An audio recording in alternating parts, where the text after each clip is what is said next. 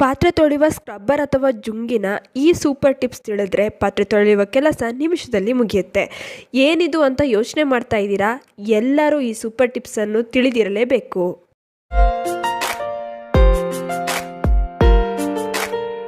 ನಮಸ್ತೆ, ವಿಭಿನ್ನ ಸಲಹೆಗಳು ಚಾನಲ್ಗೆ ಸ್ವಾಗತ.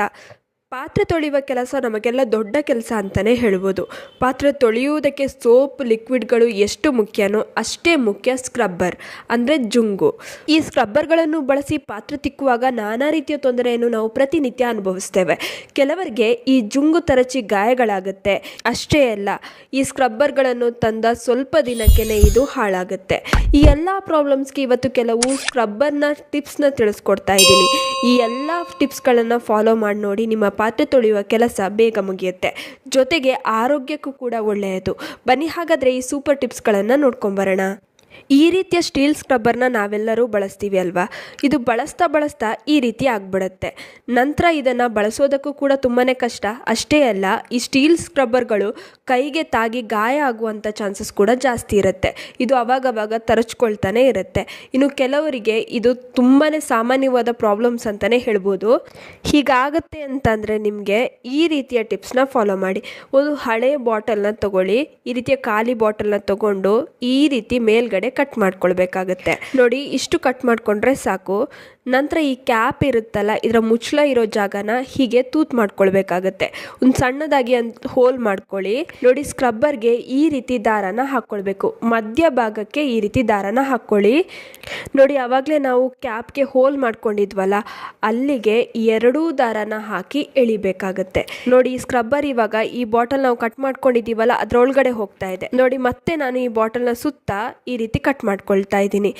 ನೀವು ಫಸ್ಟಿಗೆ ತುಂಬಾ ಜಾಸ್ತಿ ಕಟ್ ಮಾಡ್ಕೊಂಡ್ರಿ ಅಂದರೆ ಆಮೇಲೆ ನಿಮಗೆ ಅಡ್ಜಸ್ಟ್ಮೆಂಟ್ ಮಾಡ್ಕೊಳ್ಳೋದಕ್ಕೆ ಕಷ್ಟ ಆಗುತ್ತೆ. ಅದಕ್ಕೆ ಫಸ್ಟು ಸ್ವಲ್ಪ ಜಾಸ್ತಿನೇ ಇಟ್ಕೊಂಡಿರಿ, ಆಮೇಲೆ ನಿಮ್ಗೆ ಎಷ್ಟು ಬೇಕೋ ಅಷ್ಟು ಕಟ್ ಮಾಡ್ಕೊಳ್ಳೋದಕ್ಕೆ ಸರಿ ಹೋಗುತ್ತೆ. ಈ ರೀತಿಯ ಸ್ಕ್ರಬ್ಬರ್ಗಳು ನಿಮಗೆ ಮಾರ್ಕೆಟ್ನಲ್ಲೂ ಸಿಗುತ್ತೆ. ಅದರ ಬದಲು ನಾವೇ ಈ ರೀತಿ ಕಸಕ್ಕೆ ಎಸೆಯುವಂಥ ಬಾಟಲ್ನಿಂದ ಮಾಡಿಕೊಂಡ್ರೆ ತುಂಬಾ ಯೂಸ್ಫುಲ್ ಆಗಿರುತ್ತೆ. ನೋಡಿ, ಈಗ ಈ ಸ್ಕ್ರಬ್ಬರ್ನಿಂದ ಏನೇ ತೊಳೆಯಿರಿ ನಿಮಗೆ ಕೈ ತರ್ಚೋದಿಲ್ಲ. ಅಷ್ಟೇ ಅಲ್ಲ, ಕೆಲವರಿಗೆ ಸೋಪಿಂದೆಲ್ಲ ಅಲರ್ಜಿ ಆಗ್ತಾ ಇರುತ್ತಲ್ಲ, ಅದು ಕೂಡ ಆಗೋದಿಲ್ಲ. ಹಾಗೆಯೇ ನೋಡಿ, ಇದನ್ನು ಯೂಸ್ ಮಾಡಿದ ನಂತರ ಈ ರೀತಿ ಹ್ಯಾಂಗ್ ಮಾಡಿ ಇಟ್ಟರೆ ನೀಟಾಗಿ ಒಣ್ಕೊಳ್ಳುತ್ತೆ.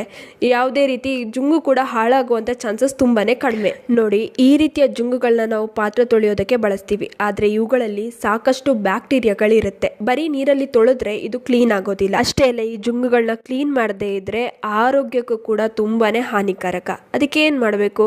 ರಾತ್ರಿ ಮಲಗೋ ಮೊದಲು ಬಿಸಿ ನೀರನ್ನ ತಗೊಳ್ಳಿ. ಅದಕ್ಕೆ 1 ಚಮಚದಷ್ಟು ಉಪ್ಪನ್ನ ಹಾಕಿ ಅದರಲ್ಲಿ ಈ ಜುಂಗುಗಳನ್ನ ನೆನೆಸಿಟ್ಕೊಳ್ಳಿ. ಈ ರೀತಿ ರಾತ್ರಿ ನೆನೆಸಿಟ್ಟು ಬೆಳಗ್ಗೆ ಇದನ್ನ ಬರೀ ನೀರಲ್ಲಿ ಒಮ್ಮೆ ತೊಳೀರಿ ಸಾಕು. ನೋಡಿ, ಸ್ವಲ್ಪ ಹೊತ್ತಲ್ಲೇ ಇದು ಎಷ್ಟು ಕೊಳೆ ಬಿಟ್ಟಿದೆ ಅಂತ. ಇದರಲ್ಲಿ ನಮಗೆ ಕಣ್ಣಿಗೆ ಕಾಣಿಸ್ದೇ ಇರುವಷ್ಟು ಕೊಳೆ ಇರುತ್ತೆ. ಅದರಿಂದ ಅವಾಗವಾಗ ಈ ಪಾತ್ರೆ ತೊಳೆಯುವ ಸ್ಕ್ರಬ್ಬರ್ಗಳನ್ನು ಈ ರೀತಿ ಕ್ಲೀನ್ ಮಾಡ್ಕೊಳ್ಳಿ.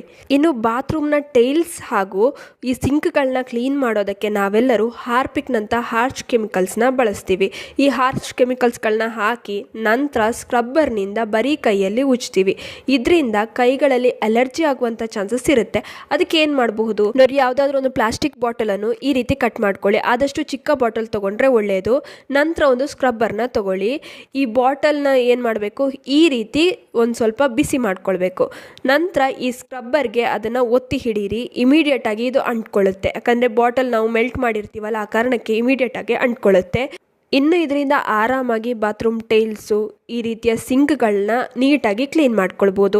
ಇದೊಂದು ಸೂಪರ್ ಆಗಿರುವಂಥ ಟಿಪ್ಸ್ ಅಲ್ವಾ? ನೀವು ಕೂಡ ಫಾಲೋ ಮಾಡಿ ನೋಡಿ. ನೋಡಿ, ಈ ರೀತಿಯ ಗ್ರೀನ್ ಕಲರ್ ಸ್ಕ್ರಬ್ಬರ್ ಇರುತ್ತಲ್ಲ, ಇದನ್ನ ತಂದಿದ ತಕ್ಷಣನೇ ತುಂಬಾ ಹಾರ್ಡ್ ಆಗಿರುತ್ತೆ.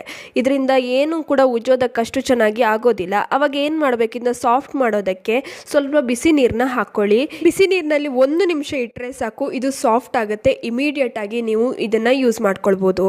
ನೋಡಿದ್ರಲ್ಲ, ಈ ಎಲ್ಲ ಟಿಪ್ಸ್ಗಳು ನಿಮಗೆ ತಿಳಿದಿದ್ರೆ ನಿಮ್ಮ ಪಾತ್ರೆ ತೊಳೆಯುವ ಕೆಲಸ ತುಂಬಾ ಸುಲಭವಾಗಿ ಮುಗಿಯುತ್ತೆ ಅಂತಲೇ ಹೇಳ್ಬೋದು. ಆದಷ್ಟು ಈ ಟಿಪ್ಸ್ಗಳನ್ನು ಫಾಲೋ ಮಾಡಿ. ಬೇಡ ಅಂತ ಕಸಕ್ಕೆ ಎಸೆಯುವ ವಸ್ತುಗಳಿಂದಲೇ ನಾವು ಸೂಪರ್ ಟಿಪ್ಸ್ಗಳನ್ನು ತಿಳಿಸ್ಕೊಟ್ಟಿದ್ದೀವಿ. ನೀವು ಕೂಡ ತಪ್ಪದೇ ಈ ಟಿಪ್ಸ್ಗಳನ್ನು ಫಾಲೋ ಮಾಡಿ ನೋಡಿ. ಇನ್ನು ಈ ವಿಡಿಯೋ ಇಷ್ಟವಾಗಿದ್ದಲ್ಲಿ ಲೈಕ್ ಮಾಡಿ, ಶೇರ್ ಮಾಡಿ. ನಿಮ್ಮ ಅನಿಸಿಕೆ ಅಭಿಪ್ರಾಯಗಳನ್ನು ಕಾಮೆಂಟ್ ಸೆಕ್ಷನಲ್ಲಿ ತಿಳಿಸಿ. ನೀವಿನ್ನೂ ವಿಭಿನ್ನ ಸಲಹೆಗಳು ಚಾನಲನ್ನು ಸಬ್ಸ್ಕ್ರೈಬ್ ಮಾಡ್ಕೊಂಡಿಲ್ಲ ಅಂದರೆ ದಯವಿಟ್ಟು ನಮ್ಮ ಚಾನಲನ್ನು ಸಬ್ಸ್ಕ್ರೈಬ್ ಮಾಡ್ಕೊಳ್ಳಿ. ಹಾಗೆ ಪಕ್ಕದಲ್ಲೇ ಇರುವ ಬೆಲ್ ಬಟನನ್ನು ಕ್ಲಿಕ್ ಮಾಡಿ. ಧನ್ಯವಾದಗಳು.